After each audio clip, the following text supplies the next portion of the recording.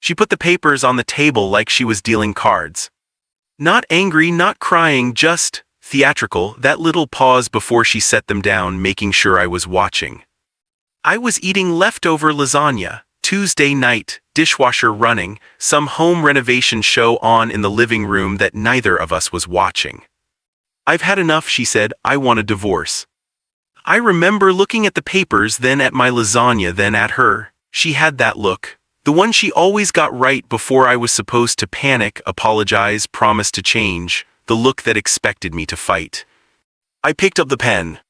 It was blue from our dentist's office. Dr. Hartman had his logo on it. I didn't say anything, just found the signature line on page 4 and I signed.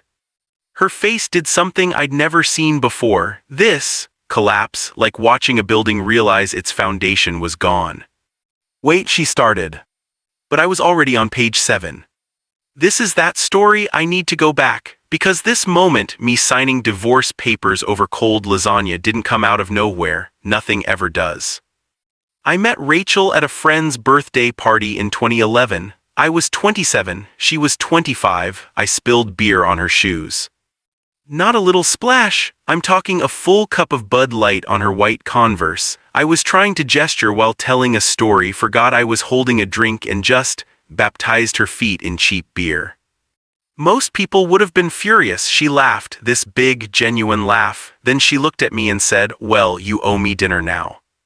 I took her to Applebee's 3 days later. I know, but I was broke." She said she didn't care, and we split a 2 for $20, half-priced appetizers. She got the riblets. I remember because she ate them with a fork and knife like she was at a 5-star restaurant, and I thought it was the funniest thing I'd ever seen.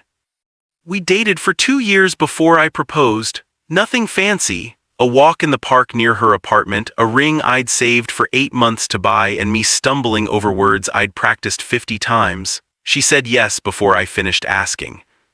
Married in 2014. Small ceremony, her parents' backyard. We couldn't afford a big wedding, and honestly we didn't want one. Just family, close friends, and a playlist I made on my laptop. The first 2 years were good. Actually good, not good the way people say it when they're trying to convince themselves. We were broke but happy. Shared a 1-bedroom apartment where you could hear our neighbor's TV through the wall. Ate a lot of pasta, watched a lot of Netflix, stayed up too late talking about nothing. I was working as an assistant manager at a retail store. She was finishing nursing school. We had a plan, she'd get her RN, we'd save for a house, maybe have kids by 30. And we did follow the plan for a while. She graduated, got a job at a hospital. I got promoted. We bought a little house in 2017, nothing special, 3 bedrooms, needed work, but it was ours. Looking back, I think that's when things started to shift. Not dramatically, not in any way I could point to and say that's when it went wrong. Just, slowly, the way a roof starts leaking in places you don't notice until there's water damage. Rachel had always been intense. It was one of the things I loved about her. She felt things deeply, cared passionately, threw herself into everything. But somewhere in year 3, that intensity started turning inward, toward us, toward me. The first time she threatened divorce, I barely registered it as real. It was 2018. We'd been arguing about me spending a Saturday helping my friend Jake move apartments. She'd wanted me to go to brunch with her sister. I'd committed to Jake first, weeks earlier. I told her I couldn't back out and she lost it. "If that's how it's going to be, maybe we should just get divorced," she said. I froze. We'd been married 4 years. Never once had either of us said that word.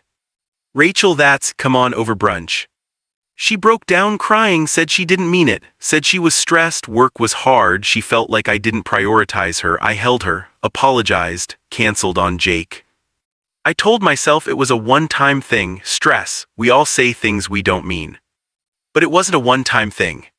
The second time was 6 months later. I'd forgotten to switch the laundry and her scrubs weren't dry for her morning shift. I can't live like this, I want a divorce. The third time was after a family dinner where I apparently embarrassed her by telling a story about the time she got food poisoning on vacation. Maybe we'd both be happier apart. The fourth time was because I fell asleep during a movie she wanted to watch together. "You don't care about this marriage, I want out." Every single time the pattern was the same. She'd say it, I'd panic. I'd apologize even when I didn't understand what I'd done. I'd promise to be better, try harder, pay more attention. She'd cry, say she didn't mean it, we'd make up. For a while, the making up felt good, intense, like we'd survived something and come out stronger. But here's the thing about threats, they only work until they don't. I started changing myself in small ways, not going to Jake's things as often, checking with her before making any plans, being more careful about what stories I told, double-checking every chore, walking on eggshells.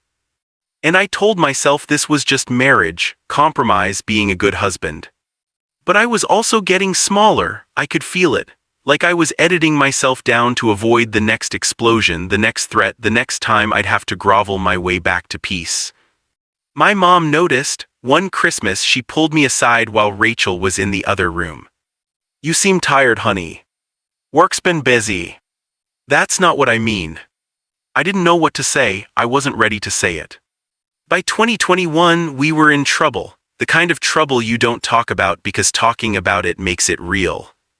We weren't fighting more, actually we were fighting less, but not in a healthy way, in an exhausted way. I'd just agree with whatever she said, nod along, do what she wanted. The divorce threats had worked, I was too trained to resist. We slept in the same bed but stayed on our own sides. We ate dinner watching TV so we didn't have to talk. We had sex maybe once a month and it felt like checking a box. She still threatened divorce sometimes, but it had become almost routine. Her trump card, her way of winning. And the worst part, I started to wish she meant it. I'd be at work zoned out during a meeting and I'd think, what would my life look like if we actually split? I'd be driving home and wonder, do I even want to pull into this driveway? I'd watch her across the dinner table and realize I was looking at a stranger, someone I'd loved once deeply, someone I didn't recognize anymore. But I couldn't be the one to end it, too much guilt. What if she changed? What if it was my fault? What if I wasn't trying hard enough? So I stayed and I waited for something, I didn't know what. March 2023. The thing you have to understand is that the day it happened felt completely ordinary. There was no dramatic music, no ominous clouds, just a Tuesday. I'd gotten home around 6. Rachel was already there, which was unusual. She normally worked late on Tuesdays, but I didn't think much of it. People's schedules change. I heated up leftover lasagna from Sunday, made myself a plate, sat at the kitchen table because the living room felt too far away. Rachel was moving around the house, not talking to me, which wasn't unusual, but there was an energy to it, like she was preparing for something. I heard her footsteps come into the kitchen, then stop. I looked up. She was holding a manila envelope, thick, official-looking. My first thought, I swear this is true, was that it was something about our mortgage. We'd refinanced a few months back and there was still random paperwork showing up. "We need to talk," she said. 3 words that mean nothing good, ever. She sat down across from me, opened the envelope, pulled out the papers, set them on the table between us with that theatrical pause I mentioned, making sure I was watching. "I've had enough," she said. "I want a divorce." Here's what she expected: panic, maybe tears, definitely questions. "Why? What did I do? Can we talk about this? I'll change." She expected me to fight, to beg, to do what I'd always done. But something had broken in me, or maybe healed, I still don't know which. I looked at the papers, they were real, like actual divorce papers with our names on them. She'd gone to a lawyer, paid for them, printed them out. I looked at my lasagna getting cold. I looked at her. And I felt nothing.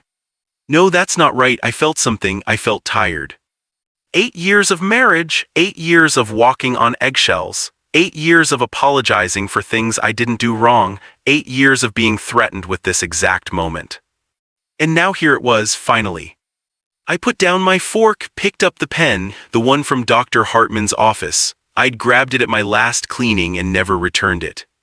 I turned to page 4, signature line. Signed.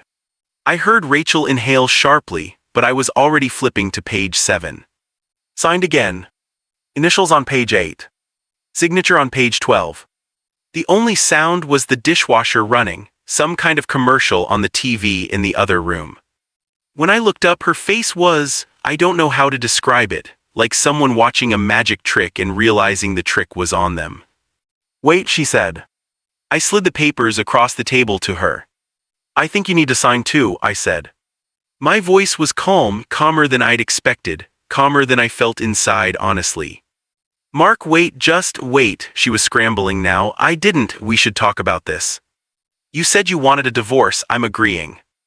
I know what I said, but she was crying now, real tears, not the manipulative kind I'd seen before, genuine shock. I didn't think you'd actually sign. Yes. I leaned back in my chair, looked at her, really looked at her. Rachel, you've threatened to divorce me at least 4 times that I can count, probably more that I've blocked out, every argument, every time I didn't do exactly what you wanted, every time you needed to win. I didn't mean. I know you didn't mean it, that's the problem. She stared at me, mouth open. I'd never talked to her like this, not once in 8 years. The first time you said it, I continued, I was terrified. I loved you. I didn't want to lose you, so I apologized. I changed. I became smaller. The second time, same thing. Third time, fourth time, every single time I abandoned a piece of myself to keep you from leaving. Mark, let me finish, please. She closed her mouth. Somewhere around the 10th time, and yes, there were more than 4, I was being generous. I stopped being scared. I started being tired. And then I started wishing you meant it. Do you understand what that's like? Hopping your wife actually wants a divorce because it would be easier than this constant threat hanging over everything. She was fully crying now, mascara running. I felt bad about that, honestly. Even then, even after everything, I didn't want to hurt her. I didn't know, she whispered. I didn't know you felt like that. Because I couldn't tell you, because every time I tried to talk about how your words affected me, you'd threaten to leave. How was I supposed to be honest with someone holding a gun to my head? We sat in silence. The dishwasher shifted to a new cycle. Some game show was on the TV now. I could hear the bells. What if I don't sign? She asked, small voice, not a threat, a genuine question. Then we don't divorce, and we stay married, and nothing changes. And you threaten it again in 3 months when I load the dishwasher wrong or forget to text you back fast enough, and I'll have to decide then whether to sign again. I can change. Maybe, but I don't think I can wait around to find out. That wasn't entirely true. Part of me, a small, exhausted part, still wanted her to fight, to say the magic words, to somehow undo 8 years of damage in one conversation. But the bigger part of me knew this was who she was, this was who we were together, and I was done. She didn't sign that night. She cried, then got angry, then cried again, the classic stages but compressed into about 2 hours. You're abandoning me, she said at one point. I'm accepting what you offered. You know I didn't mean it. That doesn't make it okay. Eventually, she went to bed. I slept on the couch, not dramatically. I just didn't want to be in the same room with her. I needed space to process what I'd done. Because here's the thing, I didn't feel victorious. I didn't feel like I'd won. I felt sad, deeply, achingly sad, for the relationship we could have had, for the version of her I fell in love with in 2011, for the 8 years I'd spent trying to be enough for someone who used my love as a weapon. The next few days were weird, tense. Rachel oscillated between trying to convince me to tear up the papers and acting like I was already gone. We could go to counseling, she offered on day 2. You've refused counseling 3 times. I'm not refusing now. Because I signed the papers. She didn't have an answer for that. On day 4, she got angry again. You planned this. You were just waiting for me to slip up so you could leave. I didn't plan anything. You handed me divorce papers. I signed them. That's the opposite of planning. You should have fought for us. I laughed, not a happy laugh, a tired one. Rachel, I've been fighting for us for 8 years, fighting to be good enough, fighting to not trigger your next threat, fighting to keep my head above water. I'm exhausted. I don't have any fight left. That one landed. I could see it hit her. On day 7, she signed the papers. She did it at the kitchen table, same as me. I wasn't there, I was at work, but she texted me a photo, just the signature page with her name on it. No message, just the photo.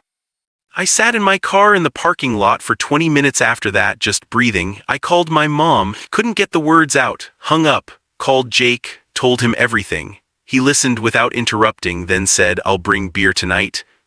He did. We sat on my porch, well, Rachel's porch now, technically, and drank Bud Light until midnight. He didn't offer advice, just sat with me. That's what good friends do. The next few weeks were paperwork, so much paperwork. We didn't have kids, which simplified things. We had the house, which complicated things.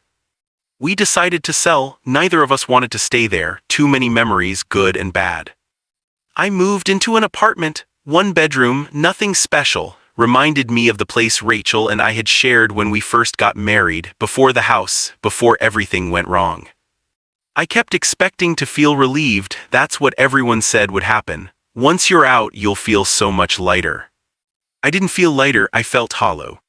Some nights I'd lie in bed in my new apartment and think about calling her. Not to reconcile, I knew that was done, but just to talk. She was the person I'd talked to for 8 years, and now she was just gone.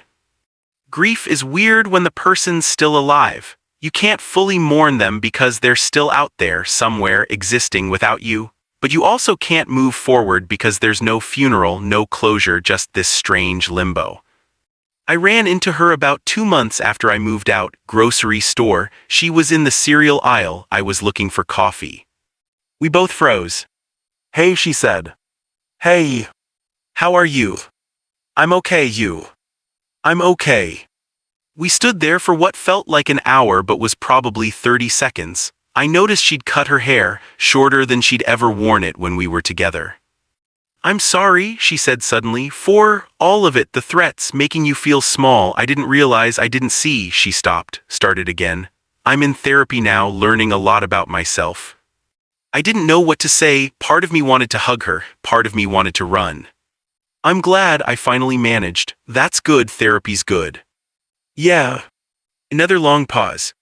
I gestured vaguely toward the coffee. "Yeah, of course I should too." I walked away, didn't look back, got my coffee, went home. Sat in my car for 10 minutes again, seemed to be becoming a habit. Here's the thing I want to be honest about, I don't hate Rachel. I know in stories like this you're supposed to hate the other person. They're the villain, you're the hero, clean lines, easy emotions. But life isn't like that. Rachel wasn't evil, she was wounded. Insecure. She grew up in a home where her parents threatened divorce constantly, where love was conditional and withdrawal was punishment. She learned that threats were how you kept people close. It was toxic, it hurt me, it damaged our marriage beyond repair, all of that is true. But she was also the woman who laughed when I spilled beer on her shoes, who ate riblets with a fork and knife, who said yes before I finished proposing, who held my hand at my father's funeral and didn't let go for 3 hours. I loved her, I stopped being able to live with her. Both of those things exist at the same time. That's the part nobody prepares you for, how you can be glad it's over and devastated it's over in the same breath. The divorce was finalized in August 2023, 5 months from papers to done. I thought finalization would feel significant, momentous. Instead, I got an email from my lawyer with a PDF attachment. "Decree attached, you're officially divorced. Let me know if you have questions." That was it. 8 years of marriage ended with a PDF. I opened it, scrolled to the bottom, saw the judge's signature, closed it, went back to work. That night I bought myself a steak, not to celebrate, just because I hadn't been eating well and thought I should try. I cooked it medium rare, the way I like it. Rachel always wanted hers well done, so we'd compromised at medium for years. I sat on my apartment couch, ate my medium-rare steak, and watched whatever was on TV. I don't remember what, something about penguins, I think. I didn't cry, didn't cheer, just ate my steak and watched penguins. The next few months were a process of rediscovering myself. Sounds dramatic, but it was mostly small stuff. I realized I actually liked going to bed early. Rachel was a night owl, so we'd stay up until midnight most nights. Left to my own devices, I'm an in-bed-by-10 person, who knew? I started seeing my friend Jake more, and my other friends, the ones I'd slowly distanced from to keep Rachel happy. Most of them welcomed me back without question. A few were hurt, understandably. "You kind of disappeared," my friend Marcus said over drinks one night. Different Marcus than Rachel's ex, common name. "I know, I'm sorry." "It's okay, just don't do it again." "I won't." "I meant it." I started therapy in October. Didn't want to at first, felt like admitting I was broken, but my mom pushed and Jake pushed and eventually I ran out of excuses. My therapist's name is Dr. Linda Chen. She's in her 60s, has a small office with too many plants, and asks questions that make me uncomfortable in a good way. In our third session, she asked, "Do you know why you stayed so long?" Because I loved her. That's part of it, what else? I thought about it, really thought. Because I was scared of what it said about me if I left. Like if I couldn't make this work, what did that mean? Was I too selfish, too demanding? Did I give up too easily? And what do you think now? I think I stayed too long. I think I should have left after the second time she threatened divorce and refused to address it. I think I wasted years trying to be enough for someone who used my love as leverage. That sounds angry. It is, I'm angry at her, but I'm angrier at myself. Why? Because I knew, somewhere inside, I knew it wasn't right, and I stayed anyway. We unpacked that for about 6 more sessions. The guilt, the self-blame, the feeling that I'd abandoned my younger self by staying in something that hurt me. Dr. Chen helped me see that I did the best I could with what I knew, that staying wasn't weakness, it was hope. And that leaving when I finally did wasn't giving up, it was growing up. I still go to therapy, every other week now instead of weekly, it helps. The holidays were hard. First Thanksgiving alone, I went to my mom's. She made my favorite pie, kept touching my shoulder like she was checking I was still there. I appreciated it. Christmas was worse. Rachel and I had traditions, a specific restaurant for Christmas Eve, a specific movie on Christmas morning, little rituals built over 8 years. Without them, Christmas felt shapeless. I didn't know what to do with myself. Jake invited me over. His wife Jenna made too much food. Their kids ran around in new pajamas. I felt grateful to be included and unbearably lonely at the same time. I left around 8, drove around for a while, ended up at a park sitting in my car watching the Christmas lights someone had strung on the trees. I thought about texting Rachel. Merry Christmas felt too normal. I hope you're okay felt too intimate, so I didn't text anything. She didn't text me either. Probably for the best. The dating thing came up around February 2024. My mom, very unsubtly, "You know my friend Barbara has a daughter who's single." Jake slightly more subtly, "Jenna has a coworker she thinks you'd like." Even Dr. Chen, in her careful way, "Have you thought about what you want romantically going forward?" I hadn't, not really. The idea of dating felt exhausting. All that explaining, all that vulnerability, starting from zero with someone new when I'd already invested 8 years in someone who knew my flaws. But I also didn't want to be alone forever, so I downloaded an app. Hinge seemed less overwhelming than Tinder. The first conversation was awkward. Her name was Amanda. We talked for 3 days, then she stopped responding. I tried not to take it personally. The second conversation was worse. His name was... Actually, I don't remember. We talked for a week, made plans to meet, and he ghosted. The third conversation led to an actual date. Her name was Emily, 34, worked in marketing, liked hiking and bad horror movies. We met for coffee on a Sunday afternoon.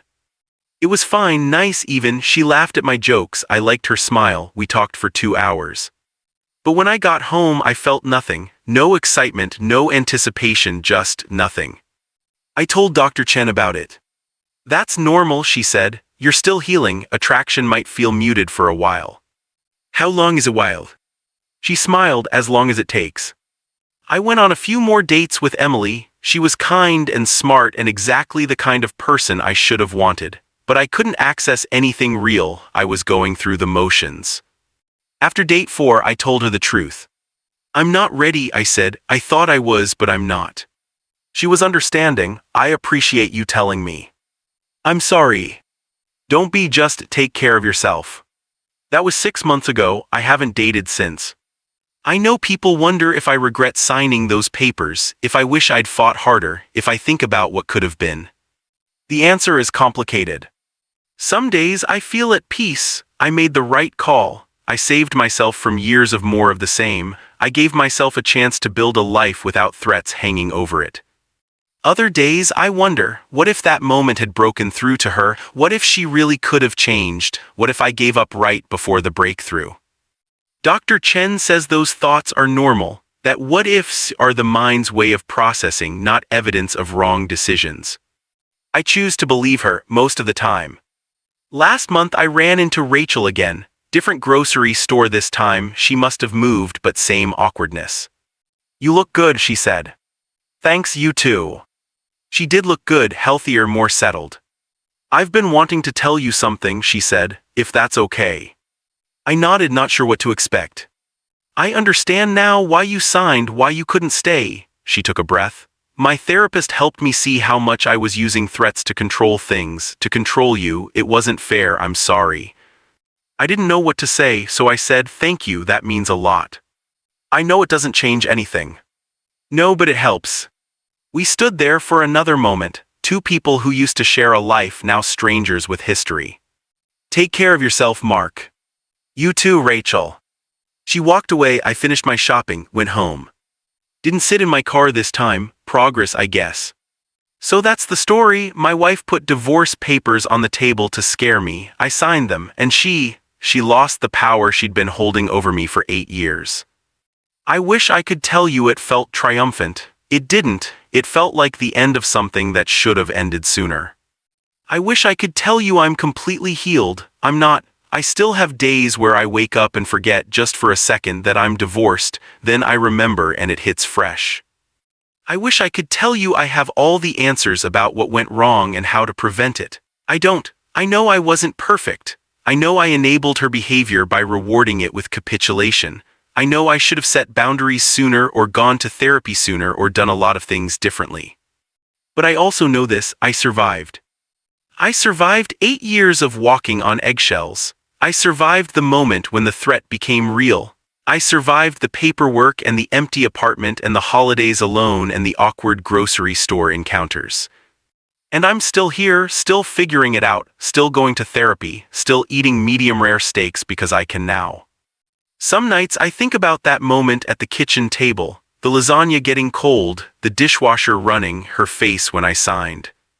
I don't feel proud of it, I don't feel ashamed of it either, I just feel like it was the only thing I could do. If you're watching this and you're in something similar, not exactly the same, because nobody's story is exactly the same, I want you to know something. You're allowed to accept the door they keep threatening to push you through. You're allowed to stop fighting for someone who uses your love as a weapon. You're allowed to be tired, you're allowed to be done, you're allowed to sign the papers. It won't feel like victory, it'll feel like grief, and that grief is real and valid, and it takes as long as it takes. But on the other side of it, and there is another side, I promise, there's a version of you that doesn't flinch at every word, a version of you that doesn't spend every day waiting for the next threat, a version of you that gets to just be. I'm not fully there yet, but I'm closer than I was. And that's enough for now. If you've been through something like this, the threats, the walking on eggshells, the moment when you finally stopped fighting, I'd really like to hear from you. Not because misery loves company, but because I think there's something healing about knowing you're not alone. What helped you? What do you wish you'd done differently? What does the other side look like for you? Let me know in the comments. I read them all. Thanks for listening.